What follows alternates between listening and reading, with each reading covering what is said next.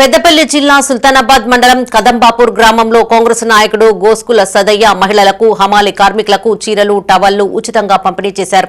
ఈ సందర్భంగా ఆయన మాట్లాడుతూ గత 15 సంవత్సరాల నుండి కదంబాపూర్ సింగిల్ విండో ఆధ్వర్యంలో పనిచేసే మహిళలకు హమాలి కార్మికులకు ఉచితంగా చీరలు టవళ్లను పంపిణీ చేస్తున్నట్లు తెలిపారు.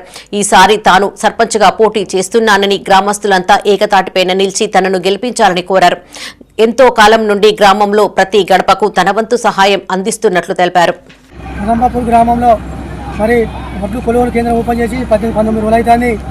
మరి హమాలి కార్మికులు మహిళా కార్మికులు మా గ్రామంలో పొద్దున వచ్చి సాయంత్రం వరకు రోజు 7-8 లారీలు జోకడం జరుగుతుంది. మరి దాదాపుగా 100 లారీలాగా జోకిరు.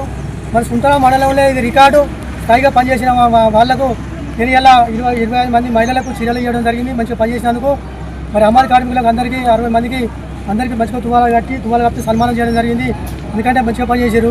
గత 10-15 సంవత్సరాల నుంచి వెళ్ళి నా ఒక అనుబంధం ఒక హమాలి పెద్ద మనిషిగా ఉంటూ వీళ్ళ దగ్గర నేను మరి 15 సంవత్సరాల నుంచి వెళ్ళి హమాలి కార్మికుల పెద్ద మనిషిగా ఉంటూ వాళ్ళు ఒక మాట నన్నన్నా నేను వాళ్ళనన్నా రైతులు నన్నన్నా రైతులు వాళ్ళనన్నా కొద్దిగా అటు జరిగినా కూడా మేము అందరూ కలిసిమెలిసిగా మళ్ళీ అప్పటి మంది పని మీద కలిసిమెలిసి అందరం ఉన్నాం.